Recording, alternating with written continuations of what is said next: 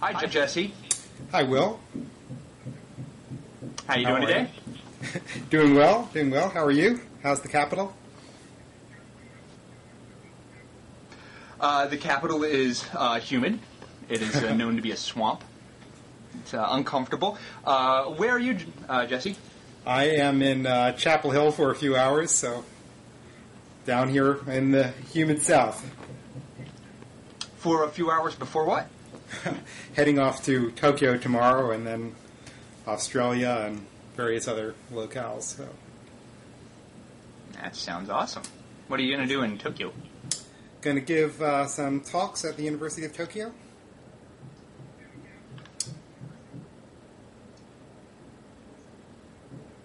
A series of lectures on themes related to this discussion: morality, emotions, the brain, culture.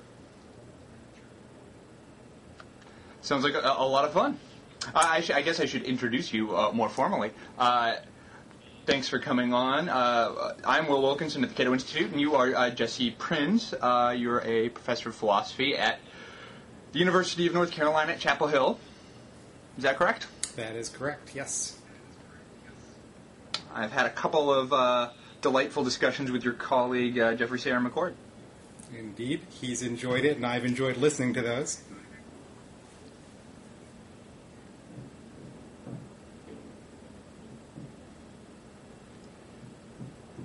Hi, Jesse. Yep. You cut out on me a little bit there.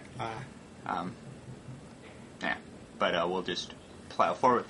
So, you are the author of a new book. When did it come out? In 2007, December, so just the end of this last year. Yeah, it is called The Emotional Construction of Morals. I don't have a copy here to hold up, but I'll hold up the title page from the manuscript you gave me.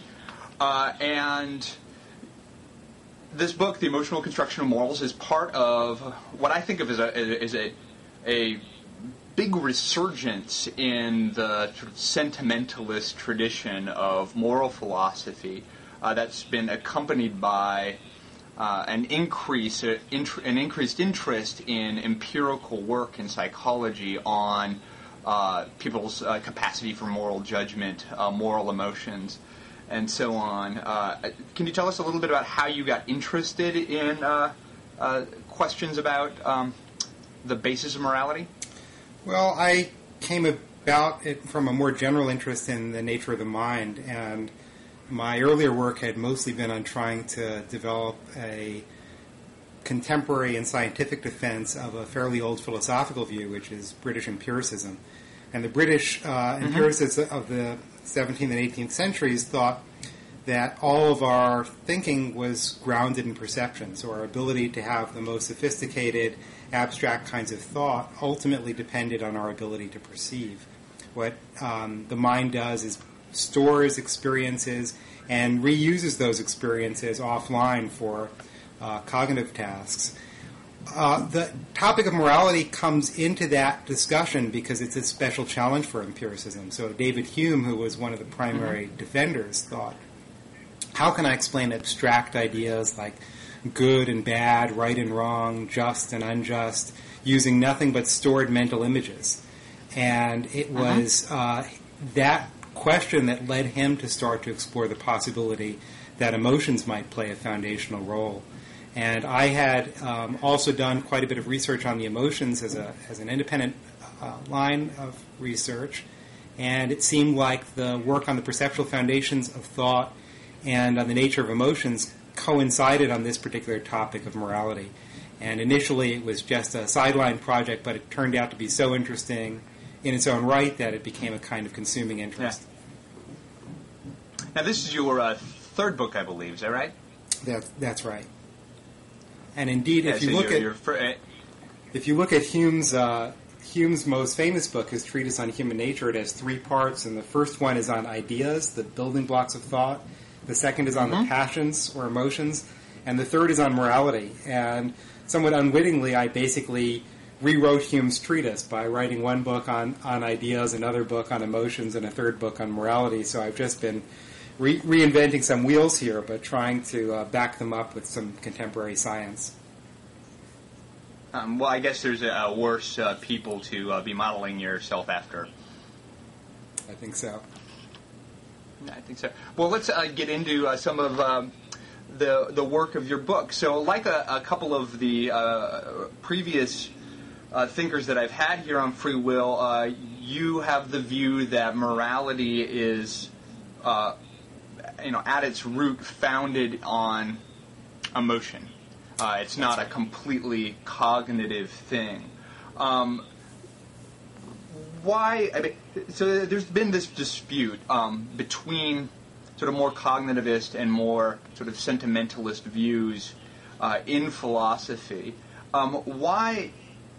Just as a general explanation that I'm interested in, why has this sort of sentimentalist view started catching on more than it had been? Because I don't, even when I was early on in grad school, this was not a popular view. And insofar as people were doing sort of empirically informed moral psychology, it would be more focused on the work of people like Kohlberg, who would be who have a quite sort of cognitive idea about what it means, what moral development means. It has something to do with the sort of abstraction at which people, think about particular cases. So why has this caught on?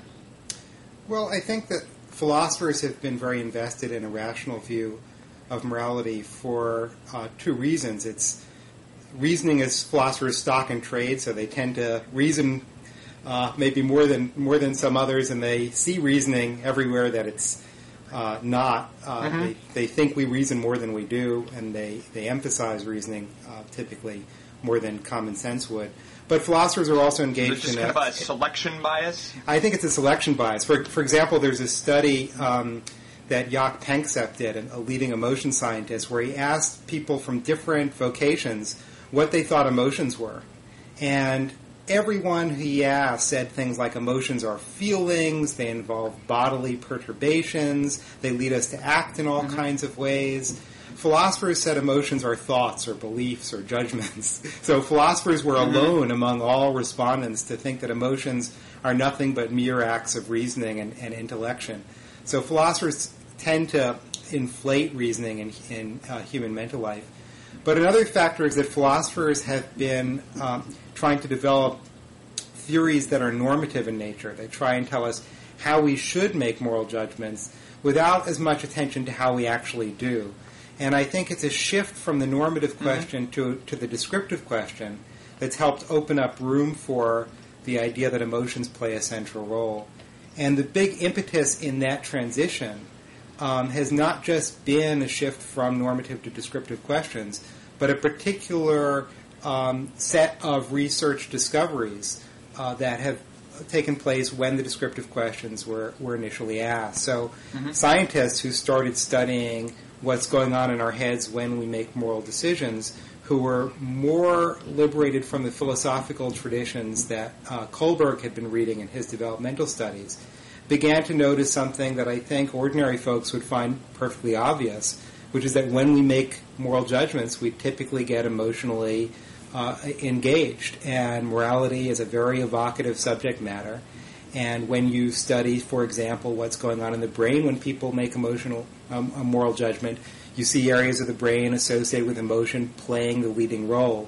It's that kind of discovery that led to finer-tuned experimentation and ultimately quite an impressive body of evidence in favor of the view that emotions are sort of guiding the ship.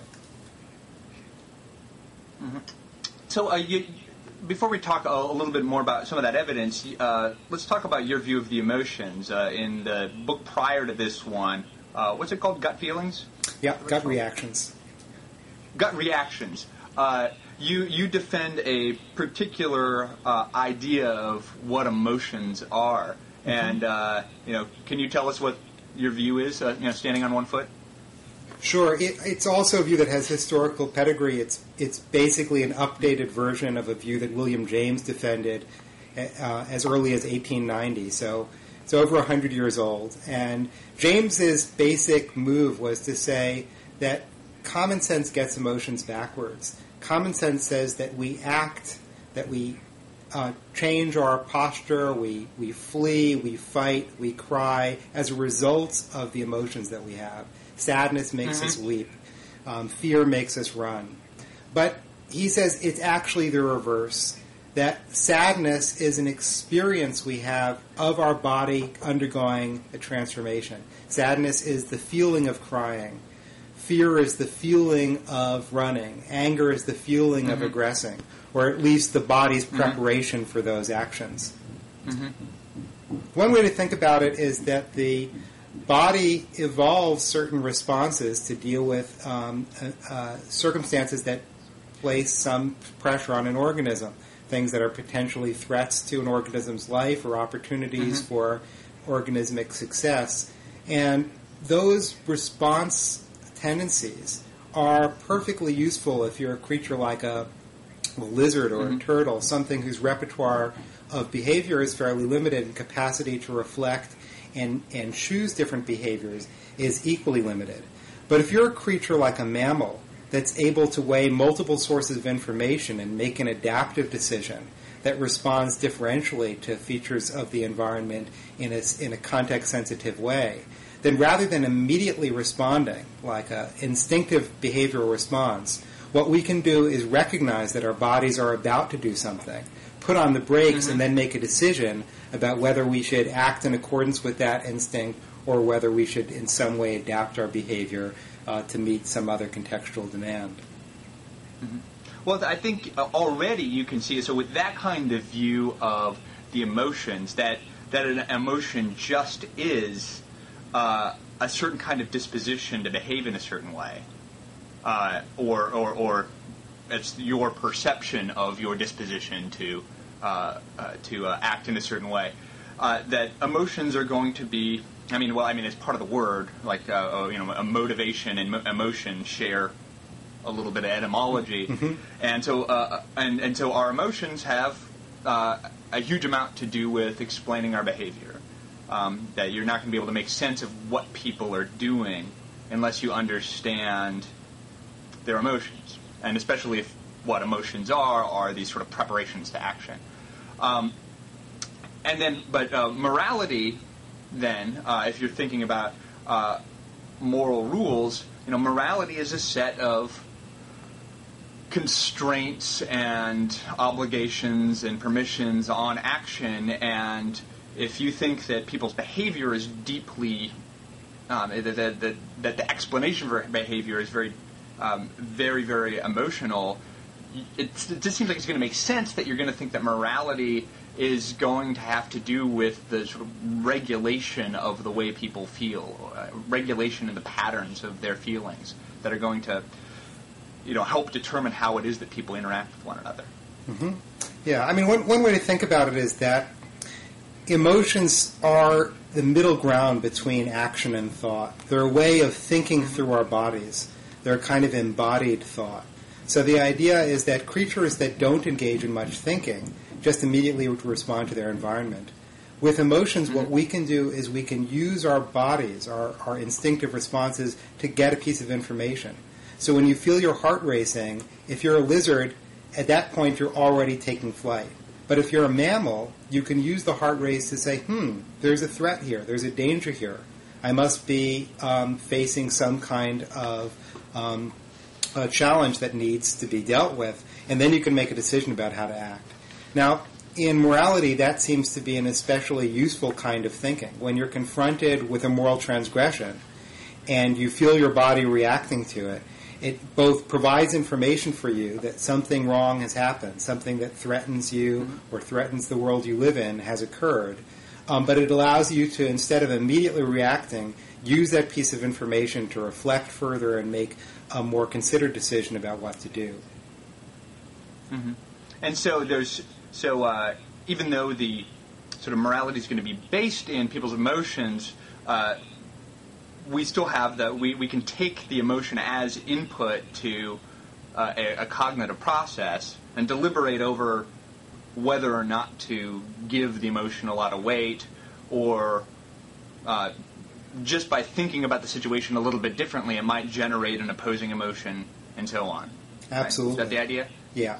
And if you take an emotion like anger, which is very important for morality, anger is associated with aggression. What we do when we're angry typically is we seek physical retribution. And the anger response alerts us to the fact that something that is an affront to our values has occurred. But it doesn't immediately lead to aggression. Rather, it gives us a disposition to aggress and makes us aware of that. And then we can use that feeling to establish more institutionalized forms of punishment, like the criminal justice system, rather than immediately attacking the person who's violated our norms. So the retributive institution is a kind of displaced embodiment of our anger. Yeah, lovely way to put it. Okay. Well, let's talk about some more of the evidence that moral judgment is emotional. What kind of evidence were you drawing on to draw the conclusion that when people are making judgments about what's right and wrong, that there's something distinctively, that there's a lot of emotional activity going on when they're making those judgments? What kind of evidence is out there that sort of persuaded you of this fact? I think there are basically four kinds of evidence. One of them is just commonsensical. So if you design a questionnaire that asks people about whether they can have moral values in the absence of emotion, people pretty systematically say no. They say emotions are essential to our values, and if somebody claims to find something morally wrong but is emotionally indifferent to it, people are skeptical of that. They say that's not really a moral attitude. That person is just giving lip service to finding this behavior wrong. The second kind of evidence, so there. I love you, but why won't you buy me roses? Perfect analogy. Yeah. If somebody claims to love you, but they're not actually having the feeling, then you can say they're being disingenuous. And somebody who is, say, giving lip service to caring about social justice, but doesn't seem to be at all upset when confronted with egregious cases of injustice, is clearly not internalizing that value. So common sense supports that. I'm so angry about global warming, and now let's all get into my SUV and drive across the country. Right. We encounter this all the time. We're very good at mastering the language of morals. Yeah. But merely verbalizing these things, even with even convincing ourselves that these are values we have, is not sufficient. We really need to have an emotional investment to be considered true believers. So an implication of that sense. Could be real quickly, could an implication of that view be that you could be mistaken about what your moral convictions are? That you could actually believe that believe that something's wrong.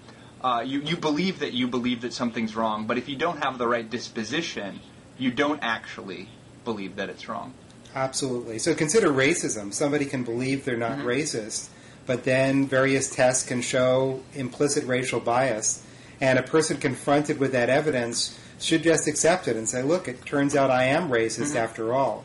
They may have another value that says racism is bad, and that if they really have that value, it means they'll get outraged when they see instances of racism. But a person in that situation has been wrong about their own attitudes. And the same thing arises with morality. Somebody might think they care deeply about the environment, to use your example, but it turns out their behavior and especially their feelings really suggest that they don't. So I think... I'm sorry, I cut you off, but... No, that was the end of the thought. So just agreeing with you heartily that we can, in fact, be wrong about what our own values are. And so the other strands of evidence for the emotional nature of moral judgment? So a second thing would be correlation. So it turns out that emotions occur when we make moral judgments. And one way to bring this out is through neuroscience. And the most popular technique these days in behavioral neuroscience, the neuroscience that studies how humans think and act, is functional neuroimaging, like fMRI. And what you get in these studies is when people make moral judgments, areas of the brain that are independently associated with emotion are the main players. That's what you see in every one of these studies, and it looks like the kind of question people are given decide how to respond to a moral dilemma, determine whether something is right or wrong, distinguish moral sentences from non-moral sentences, show the same pattern of response. In each case, it's the emotions that are distinguishing moral judgments from other kinds of judgments. So that's correlation. The second thing is causation. So it turns out there are rich causal relationships between our emotions and our moral judgments. One way to show that is to affect people's emotions and see what impact it has on how they make moral decisions. So a recent study by Simona Schnall and colleagues used a number of induction techniques to get people disgusted. They showed them disgusting films. They put them at in a disgusting setting. They even used commercially available fart spray to induce disgust through smell. And through each of these techniques, I just read about this study. It's great. Yeah, it's terrific because they're really showing that no matter how you induce disgust, it's going to have the same effect. What happens is that people who have been exposed to the disgusting stimulus, even though it has nothing to do with morality, end up making harsher moral judgments than people who have not been disgusted. So emotions seem to be inflating our moral judgments, and that suggests that when we're making a moral judgment, what we're doing is introspecting our feelings. We're asking ourselves, how do I feel about this? How does this situation make me feel? And when we discover an emotion through introspection, we conclude that we find the situation to be morally questionable, even if the emotion has been generated through some extraneous source. So it's just confirmation of the fact that emotions are the major source of moral knowledge. And the final line of evidence is a line of evidence that comes from pathological cases where you find individuals who are deficient in their capacity to experience emotions. And the basic pattern of findings here is that reduction of emotion or elimination of emotion leads to corresponding reduction or elimination of moral competence. So the most obvious example here is the case of the criminal psychopath. So people who are diagnosed with psychopathy have very profound emotional deficits. One of the symptoms that's used in the diagnostic criteria for psychopathy is shallow affect or diminished emotional response. And it's especially true of negative emotions like fear, sadness, and to some extent disgust and anger. Now, these people also have behavioral problems that are clearly morally significant. They engage in patterns of antisocial behavior. What's most important, though, for establishing a link between emotion and moral competence is that these are not people who knowingly commit acts that are evil. That is, they don't say, this thing I'm doing is really morally bad, and I'm going to do it anyway. Rather, their capacity to understand that their actions are bad is seriously impaired. Studies suggest that their understanding of morality is basically like our understanding of social conventions. When they think of something as morally bad, what they're doing is recognizing that this thing is condemned by members of their society. So, for example, on scales that measure moral development, they come up at what's called the pre-conventional level, where basically they see morals as things that members of their group do. They see that there will be consequences of behaving in a particularly rule-violating way, but they haven't internalized these rules at all. They don't in any way sense their wrongness. And it's the lack of emotion that seems to be to blame for that inability to understand what morality is all about. Yeah, so like when you go to Japan tomorrow, you might actually be able to cognitively grasp Japanese etiquette. But you'll be sort of like an alien anthropologist, right? You won't have internalized any of the rules about, how to bow, how to defer to the people, superiors in the right situations. There's a whole complicated code of norms that are supposed to, grease the wheels of social intercourse that just are very, very different from our own. So you might know that you have violated some norm of Japanese etiquette, but you probably won't feel it. That's absolutely right. I mean, it's sometimes said that cultural anthropology, or at least fieldwork, is the study of social faux pas. that researchers who go into unfamiliar cultures will inevitably make all kinds of blunders in the evaluative arena. And when they do, the people they're studying will be outraged, will be vicariously embarrassed, will be offended, and the anthropologists will discover what the norms are by seeing these emotional reactions. A classic case of this with Japan is the recent example of Bobby Flay, the television chef, going on the Japanese cooking game show, Iron Chef, and upon winning the competition, he climbed on the cooking table and did a little heroic football victory dance. And the idea of putting your feet on a place where you cook was very offensive to the Japanese viewers, as well as the very overt showing of pride. So Bobby Flay really made two terrible cultural blunders that were regarded as morally suspect for a lot of his viewing audience, but he was oblivious to them. Yeah. Hopefully I won't make that many mistakes.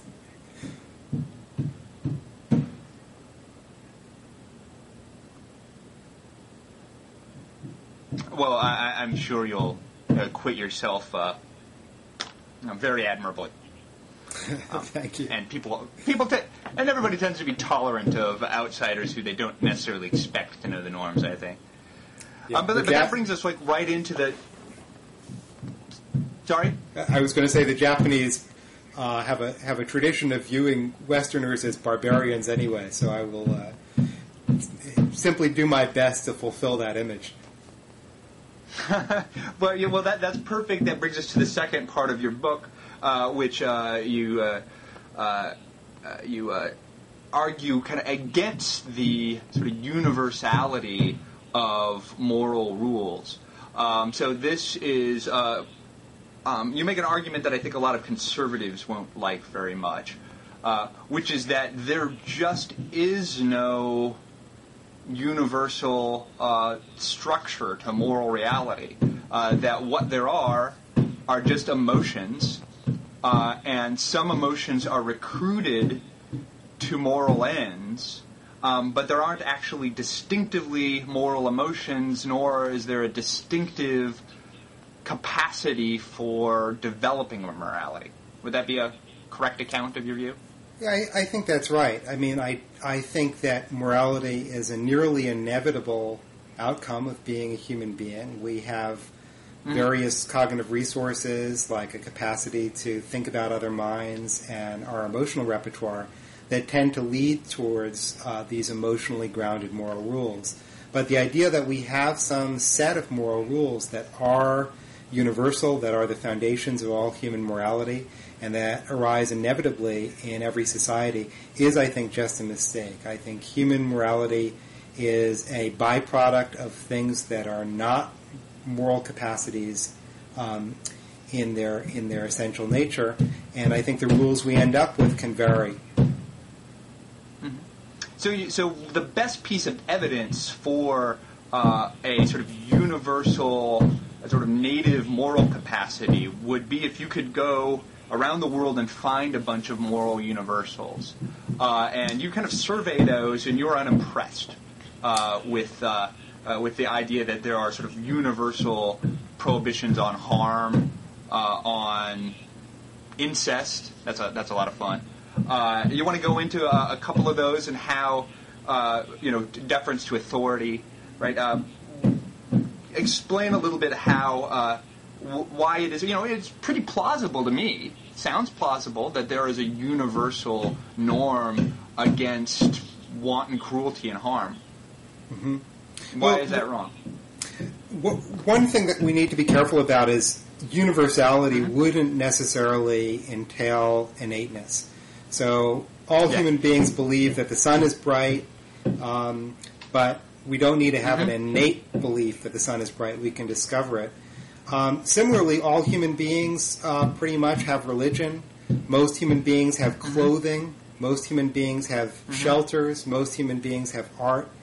So we find lots of universals that are not, in fact, widely believed to be part of our innate biological program. If you think about morality, its function is to regulate human behavior. And if you think about the demands placed on all human beings who are trying to get together and create a social group that's stable and safe, you might expect rules against wanton cruelty to crop up everywhere. Because a society that didn't have such rules, a society that allowed wanton cruelty, would simply fall apart. Mm-hmm. It wouldn't last. Maybe such societies have existed, but they've quickly developed those rules, or they've just done themselves in. So I do share your intuition that we probably won't find societies that are like that. On the other hand, the range of things that are considered permissible forms of human treatment is quite staggering. So if you think, for example, of institutions of slavery, the general treatment of various members of society as property, various rites of passage or initiation, various kinds of bodily modification, various kinds of punishment used or techniques used to extract information, ways that opposing groups are treated when they compete for resources.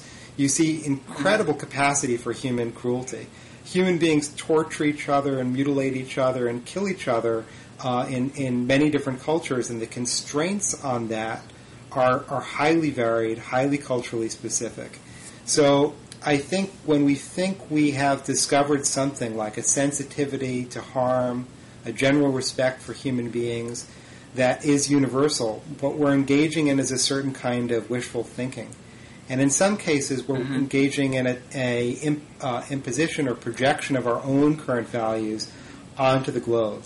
The anthropological and historical records suggest that the values we cherish today are not ones that we're always going to find when we look at other cultures.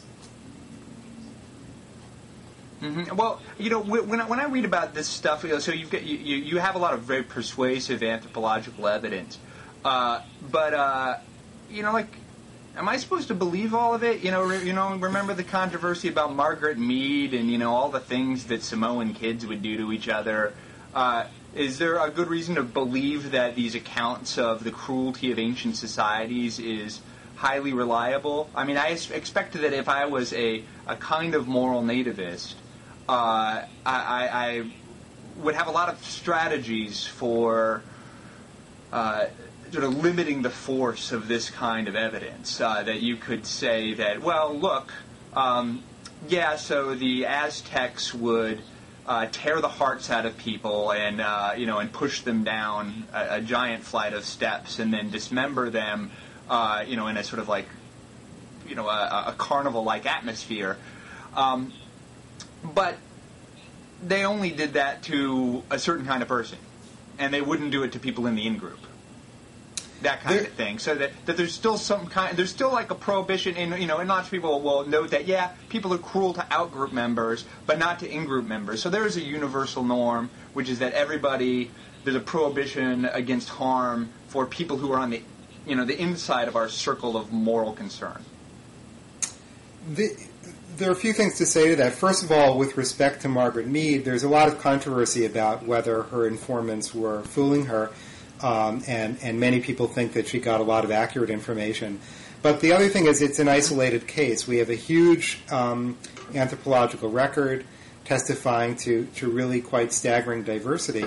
And the record doesn't just include cultural exotica. It's not just a matter of what they do in Samoa. It's what they do here at home. So we need only look in our own national backyard to see diversity of morals. We see Southerners with different values than Northerners. We see liberals with different values than conservatives. We see men with different values than women. Pretty much any group you can come up with will show some variation in values. They'll often be subtle, but those variations are easy to find. And if you want to move away from cases where there are perplexing issues that have to do with the reliability of informants in very small-scale societies, look at some of the larger-scale societies in the anthropological and historical records. So China, for example, practiced foot binding for 1,000 years. In Rome, they practiced gladiatorial blood sports for 500 years. There is no shortage of evidence about these practices. The Aztec case is a bit more controversial, but I think there the evidence is exceedingly strong at this point, and we do know that human ritual sacrifice has been widely practiced. Now, the second issue you raised, which is, I think, an important one, is that a lot of the cases of harm do involve members of the outgroup. One might think there's some sort of universal that says, look, you can harm members of the outgroup, but don't harm members of the in-group. One problem with this is who counts as the outgroup and who counts as the in-group. So when men treat women as property, is that harming the in-group, or are women suddenly the outgroup? If you look at the question, you'll immediately discover a tendency to give circular answers. The outgroup gets defined as anyone who's considered acceptable to harm. And I think that kind of answer is going to make this universal trivial. There also is the factor that I mentioned before, which is that cultures that are harmful to their own in-groups won't do especially well, so it's not surprising we see less harm to members of the in-group. But I think finally, and maybe most importantly, the amount of tolerated harm within a society is often quite staggering. If you consider, say, labor conditions in the early industrial revolution, or just our own toleration of huge disparities in wealth, the quality of life and length of life is variable as a function of socioeconomic group, even of race in our society. And when these issues are brought to people's attention, there is some tendency to think they should be addressed or redressed. But I think our general capacity to tolerate suffering within what we would define as our own societal boundaries testifies to the fact that we have no innate disposition to be generally decent to all of our group members. We're pretty good to our near and dear, but even then you see spousal abuse, you see child abuse, you see incestuous rape. So I think the innate contribution here is pretty limited. Cultural conditions lead us to be more likely to be good in groups than out groups. Yeah, I agree. That my beef against, so there's and I'm actually going to have John McHale on, I think, sometime soon. He's terrific. But my argument with some moral nativists who have a view that's based in a somewhat Chomskyan ideas of like as if there's a universal grammar that is the sort of deep structure of all natural languages. So too is there a kind of universal morality, the parameters of which are just moved around from culture to culture, but all moralities reflect are some calibration of the fundamental sort of moral grammar. That kind of view always perplexes me, partly because then I'm left wondering whether societies with foot binding or ritual genital mutilation or stoning adulterers are supposed to count as moralities. Right? Is that just another? So is the morality of a fundamentalist Islamic society that will hang homosexuals? Is that just one among many calibrations of the native moral capacity? And then in what sense is that actually even very interesting? Then there's a question, then the why be moral question is fascinating indeed, because it seems like most calibrations of the moral capacity are going to be things that I find repugnant. So that raises the question of where am I standing? What's the solid ground on which I think that I'm standing to judge the moral conventions and moral practices of other societies? Why would any one calibration of the moral sense have any more authority than another? I think that's beautifully put, and a number of points in there that are really worth emphasizing. The comparison that's become popular between morality and grammar does imply that there should be a very limited range of possible moralities, and the variation should just look like two different settings on the same switch. So an example in language would be some languages put the adjective before the noun, some put the adjective after the noun.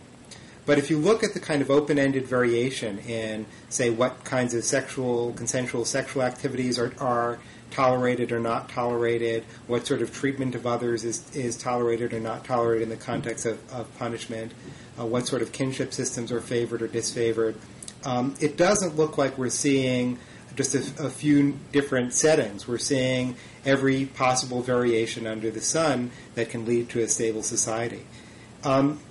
But the more pressing question you raise is, what's the normative status of these rules? If we have a biologically based moral sense, then one might think that each of the available settings has a kind of equal claim to be part of our human nature. And it does diminish, I think, our capacity to criticize groups that engage in practices that are potentially very harmful and destructive. If the response is, oh, this is just one of the settings of our innate grammar, so it's perfectly natural, one might think that rhetorically could serve as a kind of justification of the behavior. If we say instead, this is a practice that's emerged in the context of, say, a historical power struggle where one group has tried to achieve dominance over another, then our resources for criticism might increase. Let's step back for a second and talk about your argument against the idea that there is a general sort of built-in device for acquiring a morality. There are kind of stronger and weaker nativist views about morality. Some of them say that we actually just have built-in moral sentiments that have a distinctive content. Other views say that we just have this natural capacity to develop and acquire a morality in the way that we have a natural capacity to develop and acquire a language.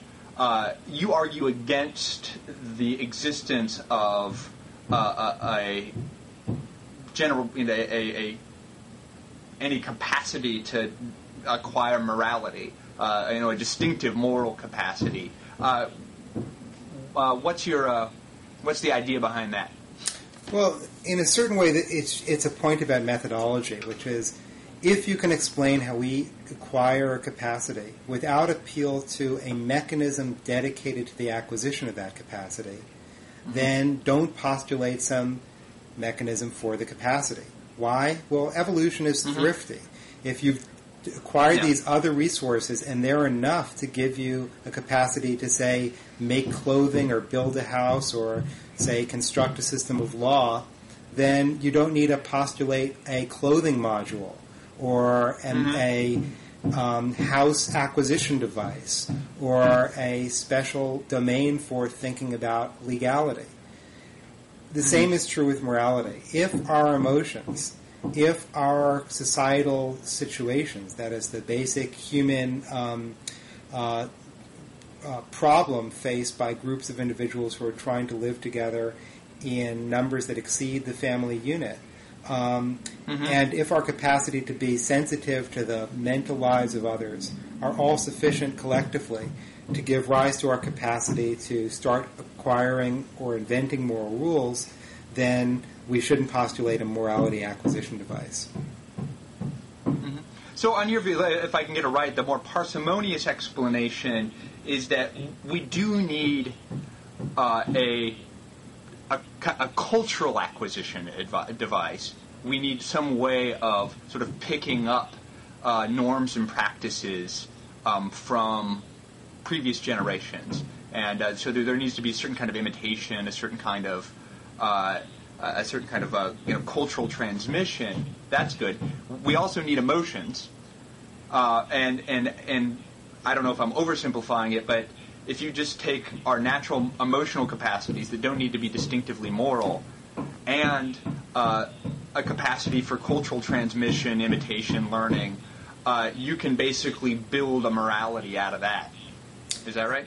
That's right. And one other thing that may matter here is a tendency to think abstractly. So if you think about what happens when you punish an animal for doing something you don't want it to do, the animal will understand that if it does that exact same thing in the future, it is going to get punished again. So it acquires a certain kind of rule, but it's not yet a rule that the animal is going to apply to any other animal.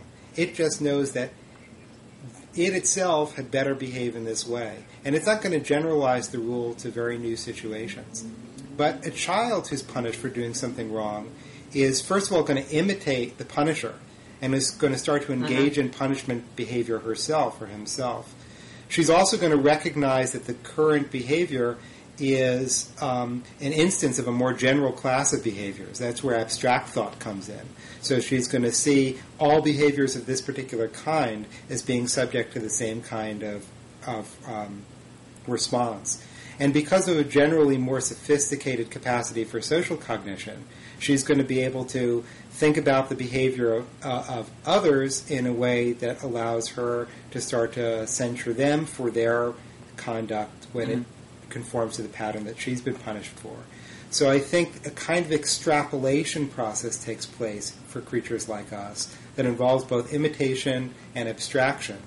And that, together with this kind of emotional force that comes with parental instruction in the moral domain, leads to these emotionally grounded rules that we call morality.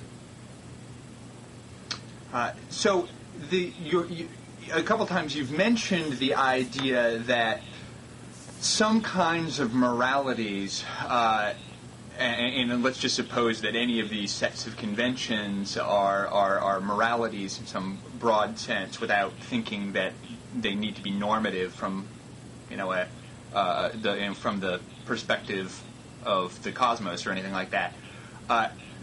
You've mentioned the idea that a lot of these moralities, whether or not they stick, depends on whether or not they're solving a particular problem given the sort of ecological problem that those groups find themselves in. So do you have some kind of view of cultural selection and cultural evolution, and does anything normative fall out of that? Because some people tend to think that if some sets of moral norms survive this process of cultural selection, that the selection process is carrying with it information about the kind of the fitness of norms, the way the norms help people interface with one another in their environment, and so they gain some kind of normativity just from the fact that they've been selected.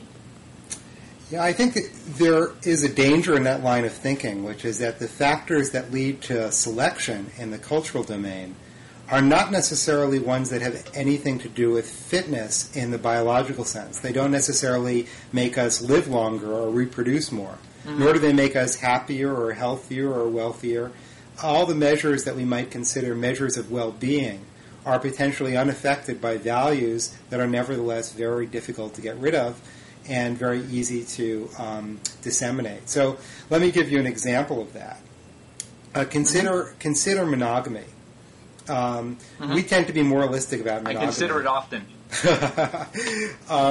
And maybe we should be moralistic about monogamy, but one of the things you see, for example, happening in the current debate about gay marriage is people say there's a slippery slope. If we allow gay marriage, the next thing that's going to happen is that polygamy will be allowed. And by both liberal and conservative standards, that would be a bad thing. Our culture tends to think polygamy is just very, very bad, and it's sort of a rock bottom bad. In fact, in the 19th century, moral critics in the United States said that the two great evils in North America were slavery and polygamy. Polygamy here referring to the Latter-day Saints. If you look at that value historically, though, you'll see room for the following narrative, and this comes from an anthropologist named Jack Goody, who studies marriage in Christian Europe. Goody argues that monogamy was really unprecedented in the ancient world. It was Roman rule that monogamy was the proper marital form, but they had a system of concubinage where men could have lovers who would live at home, who would potentially inherit wealth, who would mother children, and so on. Plus, they had things like divorce, where you could end one marriage and start another one, which is a kind of polygamy. And the Christians ultimately eliminated divorce. They eliminated concubinage. They eliminated polygamy. They also eliminated adoption. And they strongly discouraged recreational sex. All of these things had the following consequence. People they basically reduced the number of offspring. People were not having accidental pregnancies because they weren't having premarital sex. If they had a partner who was infertile, they couldn't get divorced to find a new partner. If they had no offspring, they couldn't just adopt one who would inherit the family's wealth, even though it wasn't a biological birth. And if they only had one spouse, the probability of having no offspring due to infertility or child mortality was fairly high. In fact, Goody estimates that it was about 20% of heirlessness in the early centuries of the church. Now, suppose you're a couple who has no kids, and you have this estate at the end of your lives. What are you going to do with the estate? Well, the money isn't going to go to your family because they're all gone. It's going to go into the church. The church went from owning zero property to being the largest property owner.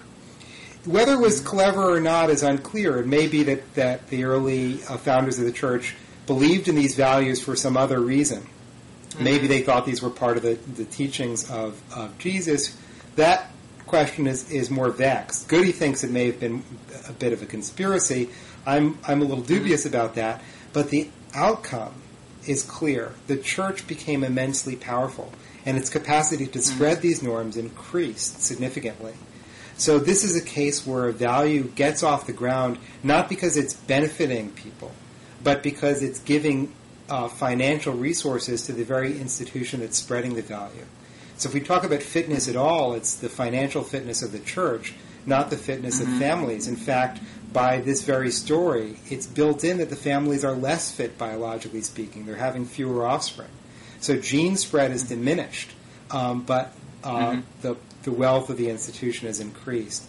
And I think it's examples like this that suggest that staying power for a moral norm is not necessarily a reflection of the extent to which that norm is serving the people who have internalized it. So let's we're getting towards the end, and so let's talk about the kind of ultimate question.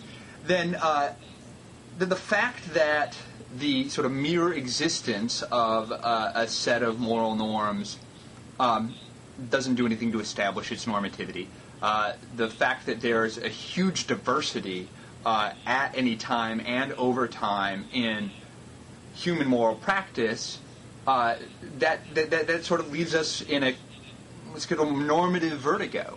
Like, how am I to evaluate my own set of moral practices, my own society, and other societies? And what authority does the criticism that I level against other moralities have? It's just me, just relative to my morality, your morality is bad. So doesn't that just leave us in a sort of a free-for-all where the strongest end up dominating, or the people who outbreed the other people end up dominating? And isn't that a pretty depressing view of morality? I think there are difficult challenges for the relativist here, for someone who thinks morality varies across cultures and isn't part of our biology. But there are a couple of things to say. And one, which really goes against something that I implied earlier, the discovery that morality is part of human nature is not itself normatively grounding. So even though people might use such a discovery to try and argue that their moral systems are justified, it's natural, therefore it's right, that's a mistaken inference. So the opposing view that says morality is somehow part of human biology faces these problems too. The problem is, if morality is biological or if it's cultural, we still need to figure out how we can criticize people for having moral values we disagree with, and how we can construct moral values that we think are better than other possibilities. One thing relativism gives us is a construal of morality as a kind of tool. If we think about morality as an invention, like a house, or clothing, Mm-hmm. we can think about how to better that invention. How do we build a better house? How do we build better clothing, construct better clothing? And there, I think... But then that all depends on what we're trying to do with it. Bingo, exactly. So what we need to do with morality is ask, what do we want out of moral values? What do we want these values to give us? And if what we want them to give us is stabler society, higher degree of well-being, greater opportunities for flourishing and discovery, then we can immediately start to see ways in which our own values might be improved. If we think moral values are better used for cultural dominance and control, creating homogeneity, self-expression, elimination of people who are different from some norm, then we might want a different kind of morality. So I think there's no transcendental position, no perspective from which we can figure out what the goals of morality should be universally. But I think each of us can ask ourselves as individuals what we want out of morality. And we can ask that question in a moral way. How do I make my moral values live up to other moral values that I also happen to have? Pitting one set of moral values against another. Or we can ask it in a way that somehow steps outside of morality and say, suppose I had no moral values. Are there certain things I'd still want, like comfort, safety, freedom from fear, a long life? And if you tabulate all of those values, all of those concerns, some of which might be relatively widespread, even universal, we can start to think about how morality could help us achieve those ends to a greater degree than it currently does. So I think the relativist gives us two avenues for moral progress. One, by thinking about morality as a social construction, it allows for moral plasticity. We're not stuck with the values that we have.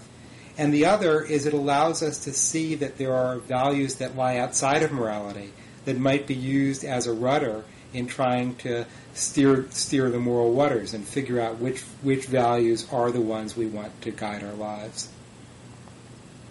Man, you're completely speaking my language, so I have very little to add to that. That's pretty much what I think. But I think very few people are comfortable with that idea. People like the idea that certain kinds of moralities are sort of mandatory and have a kind of inescapability.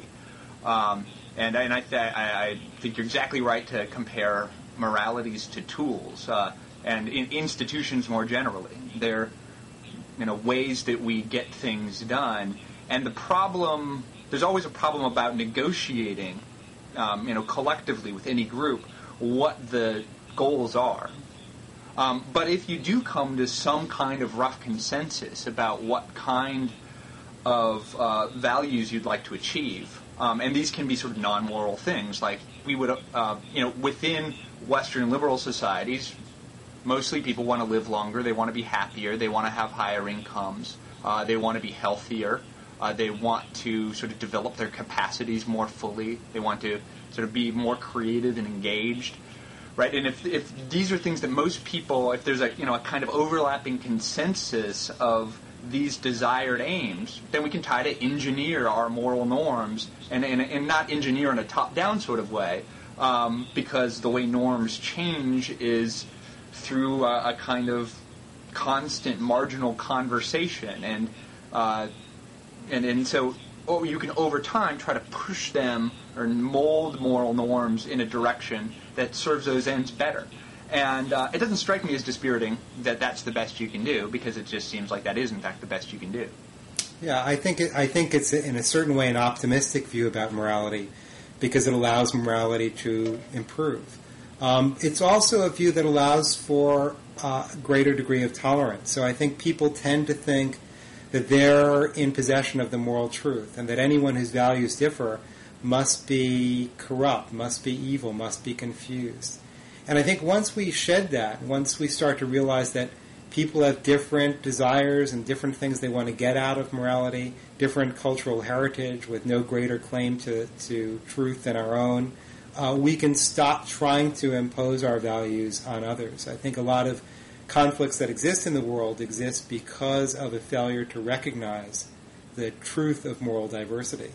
And if you look, for example, at the dialogues between liberals and conservatives, it's a striking fact that we never come to agreement. It's a striking fact that despite the fact that we share the same knowledge, the same science, the same basic understanding of the world, we don't find people ending up on the same positions when it comes to moral questions.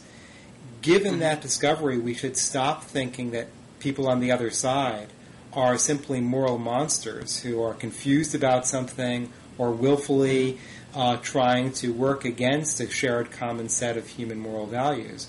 We should recognize that they may be people whose evaluative inheritance differs from our own, and we should look for those common denominators as the decision points for public policy, and we should also try and develop social mechanisms that allow people with different evaluative perspectives to thrive in their own domains.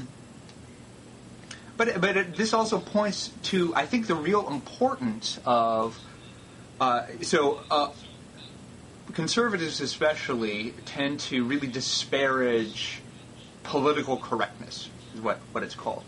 But a lot of times what political correctness is the attempt of one large group of the population to sort of create a new stigma or to perpetuate a new norm. And that always seems stifling if you're on the wrong end of it. But I think that's the way moral change, in fact, happens. That people who say racist things in public get ostracized. They get marginalized, and the process of ostracism and marginalization, just accusing people of insensitivity, not inviting them to parties. That's actually how moral progress happens. So I agree at one level with what you're saying about tolerance, but moral progress also requires a certain kind of selective intolerance of the norms that you're trying to suppress in order to get the better outcomes that you think most people agree on. Yeah, I mean, it's the idea that there's an outcome that most people agree on needs to be handled with some care. I mean, you know, to say something politically incorrect, suppose it's your view that there should be gender equality. Well, if it's your view that there should be gender equality, we are doing very badly, better than we have in the past. And these are relatively new ideas for a society to pursue. We've only had suffrage in this country for less than a century. But if you look, for example, at the Academy, if you look at your list of guests on the program, it's male-dominant. And male dominance is the norm. Men control this country to a very, very large degree. And despite a shifting glass ceiling, and in really fundamental ways, we still live in a society where power is in male hands. Now, that to me is horrifying, and it's something that is a very morally important issue that we should be working to try and correct. But suppose you're somebody who, with full self-awareness, says, I don't believe in gender equality. I think that might makes right, and one group is dominant, successfully dominates the other, then they've earned that position by mere force. And if you have that sort of view, which is the kind of view that's been used, say, to justify slavery in the ancient world, you might think that the current situation is nothing to despair. It's simply an indication that one group has managed to do better in seizing power than another. So these very different moral perspectives will lead to different mandates, different instructions for what we're supposed to do. Now, I do think that in contemporary American society, I hope, that there isn't a large contingent who continue to believe that gender shouldn't be a factor in determining distribution of power and wealth. But we might find other cultures where that view is very widespread. And when you encounter those cultures, the question about the moral status of intervention becomes very problematic, because you're in a position where you're confronted with a group who have internalized a system of values that tolerate incredible disparities in power. So, this is not quite the issue of political correctness because it's across international boundaries. But I think the way it bears on political correctness here at home is that there are probably cases where the conservative view of the particular aspects of speech that liberals are inclined to try and control is that those aspects of speech are not reflective of the values that they have. So if you have somebody who sees the particular values expressed by the egalitarian rhetoric of contemporary American liberalism, sees those values as morally wrong, then they're going to feel like there's been some imposition. It's a very challenging problem for a pluralist society to cope with the fact that people come from different moral perspectives. I think political correctness is a liberal mechanism at power control. It's our effort to assert our own set of values on the wider society. And you're quite right that it's an effective means. You change speech and you can start to change the conditioning mechanisms that affect how people think. And as somebody who endorses these values, I'm a big believer in political correctness, but we shouldn't deceive ourselves into thinking that this is simply justified on the grounds that we're in touch with the moral truth and people with less egalitarian leanings are somehow morally ignorant. Well, I agree with that completely as well. Jesse, it's been a pleasure. We're out of time. Thanks for coming on and talking with me. I think you've converted me. I am now a Prinzian. Would that be the word? I don't think I converted you. I think you were there. I think you were there already. I think before I read your book, I was a Haidist after Jonathan Haidt. But I think you've convinced me that these 5 dimensions of the moral sense that he talks about, that they aren't actually distinctively moral emotions. So I think you wiped out that vestige of my nativism. I think Jonathan Haidt is a wonderful psychologist, has made very important contributions to the field. I agree with his basic views in a very fundamental way. Morality has multiple domains. Emotions are central to it. Where we come apart is on the story of acquisition. And he would probably accuse me of endorsing an antiquated and fallacious standard social science model according to which learning, God forbid, plays an important role in how we end up with our values. And I would accuse him of being over-the-top evolutionary psychologist who wants to pack too much into our genome. Probably the truth is somewhere in the middle. Nature and nurture both contribute.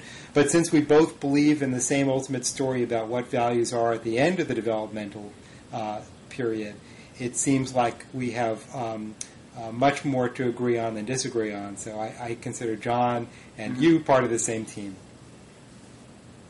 Well, I would, the fight between Haidists and Prinzians would be, narcissism of small differences, I think. Exactly. So, thanks again, Jesse. The book is The Emotional Construction of Morals. I recommend it highly. And I hope we can talk again sometime, Jesse. I hope so, too. It's been a real pleasure, Will. Thank you. Thanks a lot. Take care. Take care.